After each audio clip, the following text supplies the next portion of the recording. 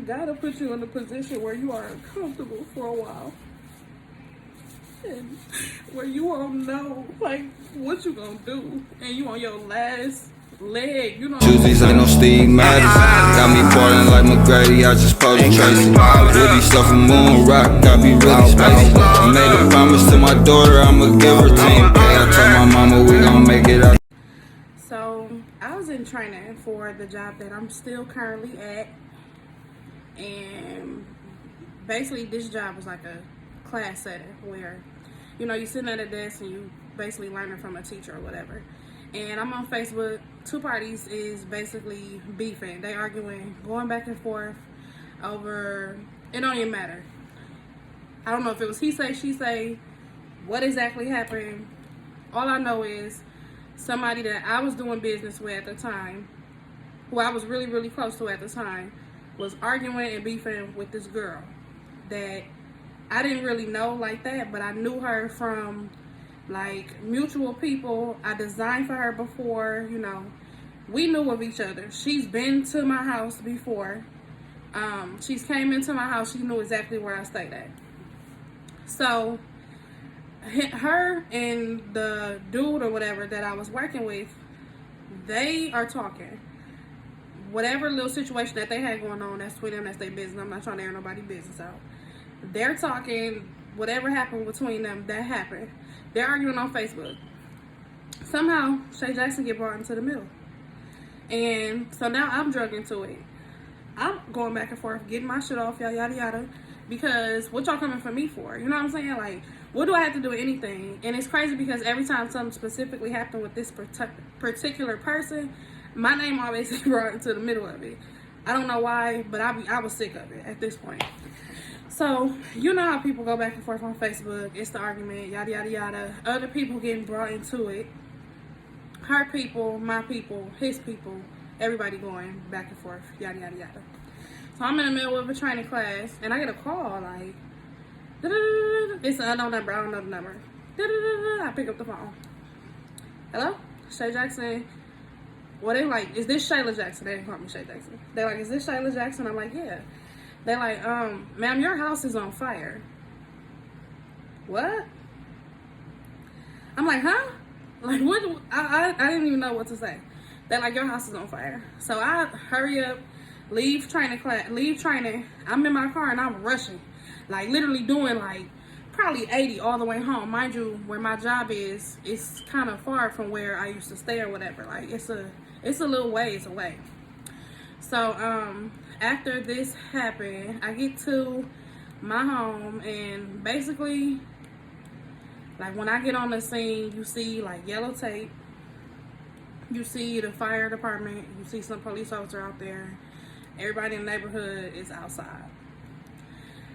I look at my house and everything is literally gone. Everything, like, the whole apartment was completely burnt up. We lost everything, literally. Mind you, at the time, I had just put brand new furniture in my house. I had just put brand new TVs in my house. I have maybe $3,000 or $4,000 worth of equipment for like my designer, which includes computers, printers, cutters, heat press, irons, tables, everything. Like, everything is gone. My kids' clothes is gone. My clothes is gone. All of our furniture, TV. There was nothing that was salvageable from this fire. Nothing. Everything was completely wiped away. So, all I could do is literally break down. Like, we lost everything in that fire. Me and my kids lost literally everything. So, I get to the scene or whatever. And, you know, fire people is telling me, they're like, is this your house, woo? And I'm like, yeah, this my house. Mind you, I'm crying hysterically. I'm frantic. I don't know what to do. Like, my knees is feeling weak. I feel like I'm finna pass out at any moment. Like, I just could not believe it. I was just crying so hard. I remember just crying. And, so they're like, you know, we want to show you. They still putting out the fire. When they get done putting out the fire, they're like, we want to show you, you know, the damages and everything that had happened, yada, yada, yada. So I come in the house. It's not even a house. Like, I can't even call it a house. I come into a fucking, like, I don't even know what to call it. Like, a danger, burn zone, whatever. Like, I walk in there, everything is completely gone. The walls don't look like walls. They like ashed. Like, everything is completely damaged. Everything is completely burned. You could not tell that there was furniture in that house.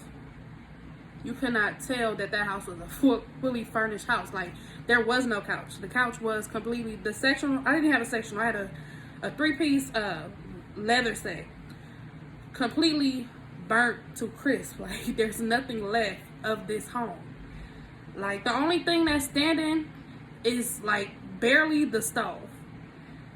I don't even know how that was still, but just know the walls was coming down, the ceiling was coming down, the flooring, everything. Like, the fire had went so far to my neighbors. I had a neighbor on this side, I had a neighbor on this side. The fire had went so outrageous that it touched both apartments and could have probably injured the people that was staying next to me. So I'm hysterical. They like, did you leave anything on, any stove, any microwave, anything? Absolutely not. Mind you, I would leave out for training at 10:30. I had to be there at 11. It only took me like 25 minutes to get there. So I would leave out and go to work. But before I had to go to work, I always had to take my baby to school around the corner. And that would be, what, 7:30, 8? I never cooked before I went to work. I never I had no reason to turn on the oven before I went to work. So it's no way in hell that this oven was just left on. It's no way. It's no way that I would have noticed that my stove was on and I didn't do anything before leaving out the house. When you turn on the stove, it ticks. Tick, tick, tick. You'll hear that noise. If this stove was on before I left out for work, I would have knew that. I would have smelled gas. I would have did something. Like, come on now. It's no way. Out of all the houses I've had, I've never had an issue with leaving the stove on, smelling gas, having a fire, anything like that. So whatever. So I'm telling them, no, I don't know how this could have happened. I did not do this. Somebody did this. While I'm talking to the people, the dude that is a main character in this story, he called me. And he like, I think he said something like, is your house on fire or something, yada, yada, yada. And I'm like, yeah, I'm crying to him, screaming, still frantic as fuck. Like, I'm on the phone with him like, yeah, woo, what's going on? So he like, dude, I think so-and-so did it, which is the girl that he was just arguing with on Facebook. I think she did it because she just called me and she was like, you see, this is what happens to bitches when they get into shit and this and that, yada, yada, yada. But mind you, I didn't get into anything. Y'all put me into this. Regardless of what happened on Facebook, this is the extent that you'll go to. So I'm getting off track. So basically, after that or whatever, he called me basically confirming that this bitch is the one that did this to my house. Basically confirmed everything, because how the fuck did you know that my house was on fire before I even told anybody, before Facebook knew, before my family knew, before my dad knew, before anybody knew? You knew, bitch. And you called somebody else to tell them that my house was on fire. So, after that or whatever, you know, I'm like, they asking me, you know, do you know who did this, yada, yada, yada. And I'm like, no, I don't know who did it. The type of bitch that I am, I'm going to leave it in the streets. You know what I'm saying? Like, I'm not going to call no police on you. I'm not going to bring no authorities into our shit. None of that shit. Bitch, we going to handle this shit in the street. And that's exactly what the fuck I did. But we'll get there. So, we lose everything. At this point, I'm talking to Red Cross, Red Shield, and, no, I'm talking to Red Cross. I'm thinking about Blue Cross, Blue Shield. So I'm talking to Red Cross, and, you know, they basically put me into a hotel for the night. They gave me, like $400 on a gift card. Well, it was like $400 of cash, but it was on a card. They gave me that. I gave them like information and stuff like that. And mind you, I'm still out there and I'm out there frantic. At this point, like what's going through my head is we really just lost everything. Like I walked away with the clothes that I wore to work that day, my car, and my kids had what they wore to school that day. Mind you, my baby don't even know we just lost everything. I haven't talked to her. I don't know how I'm gonna explain to her that we just lost our house, that we just lost everything. I don't know. So I hate talking about this because I get so fucking emotional, bro. So basically, whew, get it together. So, after I leave like the scene, I'm still in shock. I don't know what to do. Like I don't know where do I go. My kid's still in school at this time. Where do I go? Who am we gonna stay with? What's gonna happen from here? You know what I'm saying? Am I gonna lose my job? I just left out of work, out of nowhere. So I'm frantic. Like at this point, life is over for me. You know what I'm saying? Like I don't know what else to do after this. Like how do I go forward? And everything that I worked hard for is gone, literally up until this point. Everything. And you know that feeling when you are the type of person that nothing is given to you. You have to work hard for everything that you fucking have. And for somebody to just come and take that away from you, it make you want to fuck somebody up for real. So I stayed with my sister. We basically moved into my sister's house in Brown Deer. No, we moved into my brother's house in Brown Deer. 1 bedroom, small itty bitty apartment. It's me, my daughter. My son was with his dad, thank God. Me, my daughter, him, and whoever he had living with him. We all in a 1 bedroom apartment. And a week later, my car went out. So mind you, I lost my house already. I almost lost my job because I'm going through this shit. My car engine goes out a week later. I have no way to get me nor my child from point A to point B. But let me tell y'all how God worked, right? Forget all of that. Let me tell y'all how God worked. In the midst of everything, how I want to explain something to y'all about how positioning works. And I always say this. If you are somebody that's been around me, you done heard me say this before. I believe in positioning. Meaning that God will put you in a position where you are uncomfortable. Do you understand me?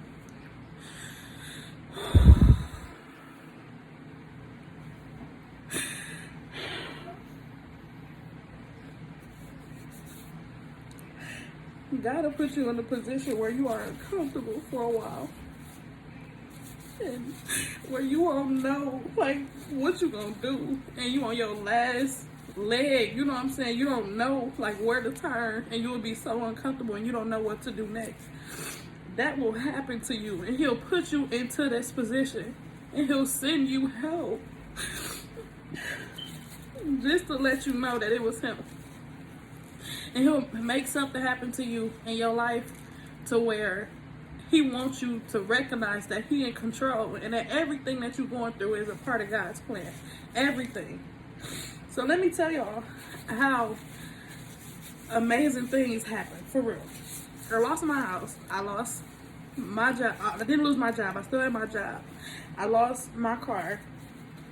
In the same week that I lost my house. It's like Mother's Day now. And I'll never forget it. I woke up in the morning and I'm getting all these notifications, these tags on Facebook. People calling me, telling me, check Facebook. I get on Facebook and I was tagged into a post by this lady named Ashley Massengill. I don't even know if I'm saying her name right. I've never seen this lady a day in my life. I never seen her. Never met her. She don't even live in the same state as me. I think she live in like Houston or something. I don't know. This lady tagged me in a post that said, I heard about your fire. we heard about what happened to you, and I want to basically give you $2,000. I don't know, like, mind you, I don't know her. I have never met her. This lady does not know me. What? You want to do what for me? You don't know me? I'm thinking it's a game.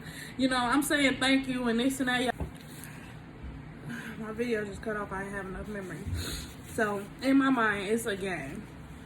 I'm thinking, okay, I'm still saying thank you, and I'm appreciative. But who just gonna send somebody that type of money that you never met before? And she is, like, I want to say a celebrity on Facebook. Like, she know a lot of people, and a lot of people, they like, you know, that's so nice, you always helping people. It's like hundreds of comments, shares, everything. So I'm starting to believe it, like, maybe she really is gonna give me $2,000, you know what I'm saying, just out of the kindness of her heart. I will never forget this lady. Mind you, I've never seen her in person. Like, I still haven't to this day. I only know her from Facebook.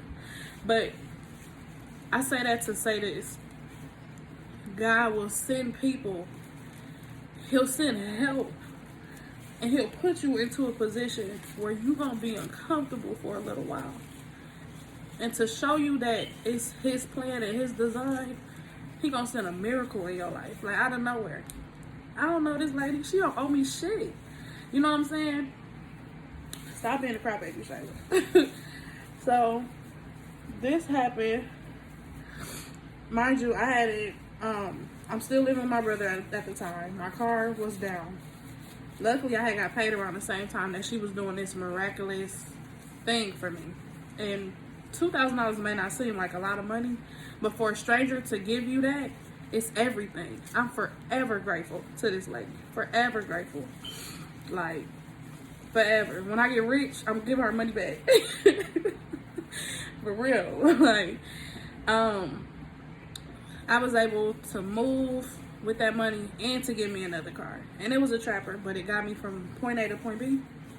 It made stuff happen for me, period. Like, I was able to do that, and she was able to help me with that.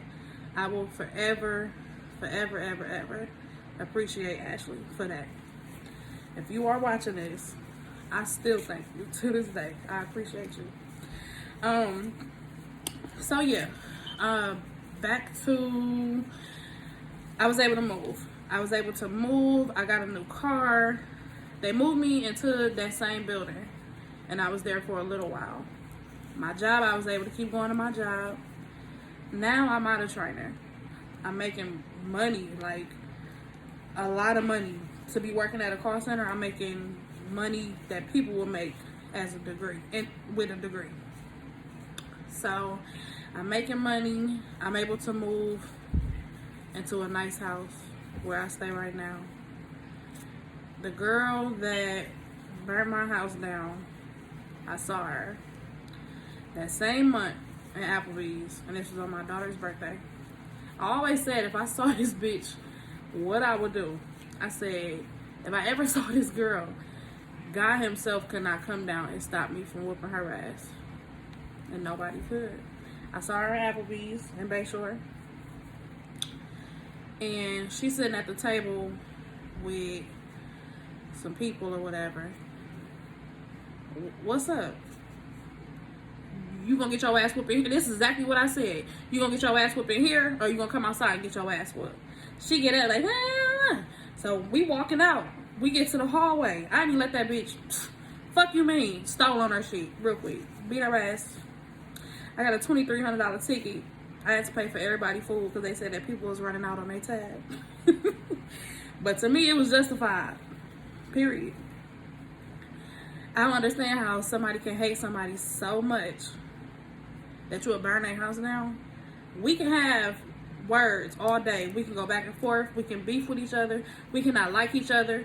But I would never, ever come to somebody's house and take away everything that they have, knowing that they have kids. Even if they didn't have kids, I would never do that to somebody. But that just goes to show how powerful a person can be. You gotta be powerful to make a bitch want to burn your house down. You gotta be. And for a bitch to burn your house down, bitch, I'm scared of you. Period. So that happened almost, I want to say almost 2 years ago. Right now, I'm doing good. Like, you can't even tell that I had a fire. Everything had to happen for a reason. I feel like God made that situation happen to me to basically strengthen my faith and my hope in Him. You can't tell me that God not real right now. You know what I'm saying? Like, I'm able to handle different situations better because of that situation that happened to me. I've been through the worst. Like, nothing else can happen to me that'll make me lose my mind, lose faith, lose hope in God. Nothing. I done been through the worst already. So that's pretty much my story. I know this video is long as hell. I'm gonna try to edit it, trim it down so we can get it at least 12 minutes. But I appreciate you guys for tuning in. Remember, like, subscribe, comment, share, follow me on all social sites. Everything will be in the link down below. Turn post notifications on, like I say this in every single video. And I appreciate you guys. Tuesdays ain't no Steve Madden. Got me partying like McGrady, I just posed Tracy. Woody stuff a moon rock, got me really spicy. I made a promise to my daughter, I'ma give her 10K. I told my mama we gon' make it out.